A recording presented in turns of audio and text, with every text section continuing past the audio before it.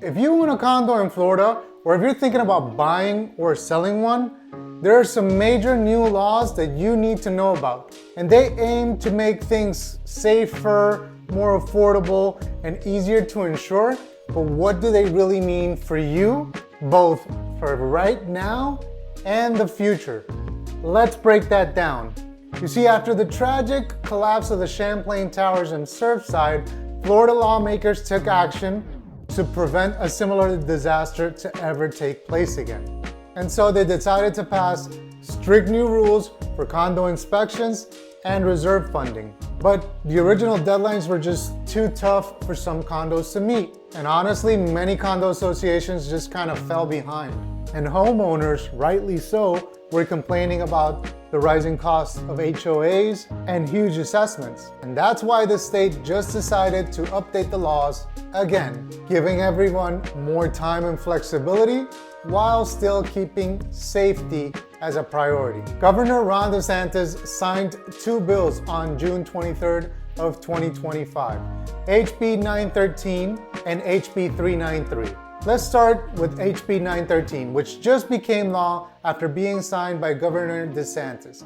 This law makes several big changes to how condo associations manage their money and their buildings. Before, condo associations had to set aside money for any repair or replacement project that would cost more than $10,000. That meant a lot of smaller projects had to be funded in advance, which drove up monthly fees and made it harder for associations to prioritize the critical repairs.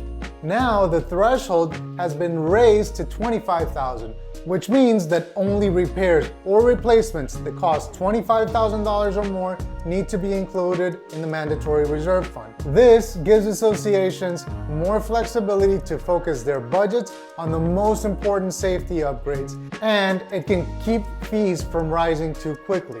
Another big change, after completing a milestone inspection, condo boards can now pause reserve funding for up to 2 years. This is designed to give owners some relief from sudden fee hikes, especially if the association needs to focus on urgent repairs identified in the inspection. But don't worry, this isn't a free pass to ignore maintenance. The pause is temporary, and the association still has to complete a structural integrity reserve study before resuming the regular reserve contributions.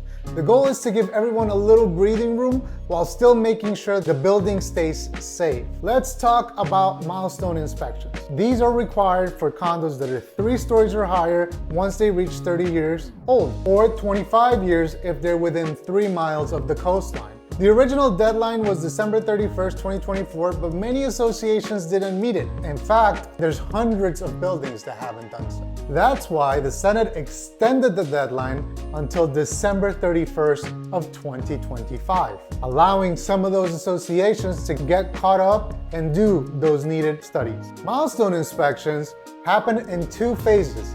Phase 1 is a visual inspection by a licensed engineer or architect, and if they don't find any major problems, that's it. Just submit the report and you're good to go. However, if Phase 1 turns up potential issues, the building moves to Phase 2. This is a much more detailed inspection, sometimes involving opening up walls or other parts of the building to check for hidden damage. The goal is to catch problems early before they become dangerous. HB 913 also requires more transparency. Associations now have to post more financial and governance records online, and buyers now get 7 days instead of 3 to review association finances before closing. This makes it easier for everyone to see how the building is being managed and how money is being spent.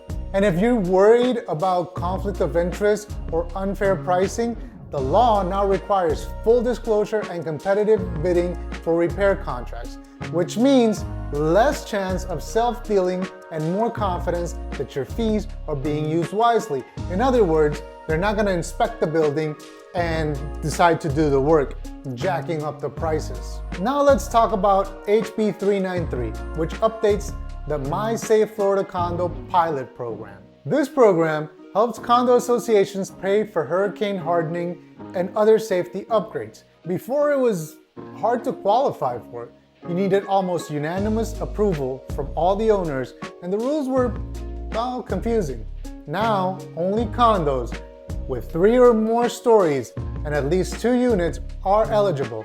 Detached units are excluded, and the approval threshold has been lowered to 75% of owners in the affected building, which makes it easier for associations to gain access to funding for things like impact windows, hurricane shutters, and even roof replacements. But there's a catch. Your building has to be in compliance with milestone inspections and reserve study requirements to be able to qualify for these grants. So if you're behind on inspections or reserve funding, you'll need to get up to speed before you can apply. The grants are only for improvements that actually reduce the insurance premiums, like hurricane hardening or roof upgrades. That means if your condo building qualifies, you could see real savings on your insurance bill, meaning lower HOA dues. So what does this all mean for you? Well, if you're thinking about buying a condo, you need to pay close attention to whether the building is in compliance with these new laws, check the inspections and reserve study status, and make sure the association is up to date on its paperwork. If it's not, it could be challenging to get insurance or even financing. With these new laws, it should be much more transparent, and you should be able to gain this information much more easily. On top of that, you'll also have more time to review the association's financial records before closing, and you'll have more information available online. That means you can make a more informed decision about whether the building is being well managed. And for sellers, if you're selling, make sure your building is in compliance with the inspections and reserve requirements. If not, it could be a hard time finding buyers, or you might have to accept a lower price. On the other hand, if your building is up to date and has taken advantage of the grant programs, it could be a great selling point. And if you're a homeowner, these changes should give you some relief from sudden fee hikes and make it easier for your association to prioritize the most important repairs. You will also have more say in how your building is managed because you'll have easier access to information and more opportunities to participate in decision making. Because if 25% of the building votes for it, you will now be able to vote online, which was not always the case. And as you may know, many homeowners are either out of state or out of the country. So this is really going to level the playing field for everybody who's voting on things that need to happen in a condo. So in the short term, these changes mean more time and flexibility for condo associations to get their paperwork and repairs in order. That's a big relief for owners who are facing sudden fee hikes and assessments.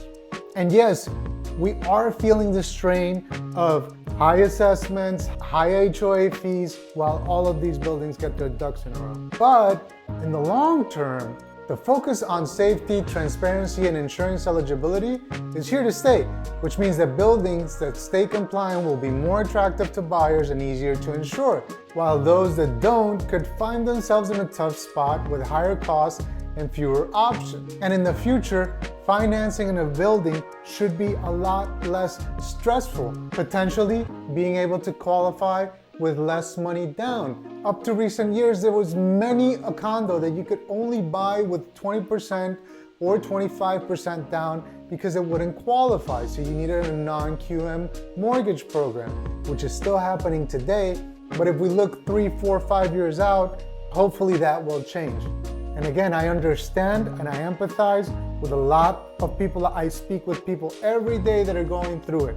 But the fact that lawmakers decided to look at this and do something, it's a good indication that they hear when everyone voices their concerns. The bottom line is, these new condo laws are a win for condo owners, buyers, and sellers as long as you stay informed and make sure your building is in compliance. If you're thinking about buying or selling a condo in Florida, now's the time to check the inspections and reserve status, review the association's financial records, and ask questions about insurance and potential grant opportunities if needed. If you found this video helpful, I would really appreciate it if you hit that like button. It helps more Florida buyers and sellers see this info. And feel free to share it with anyone who might be considering a condo in Florida. Again, thanks for watching. And as always, remember, stay savvy, stay informed, stay ready, and I'll see you on the next one.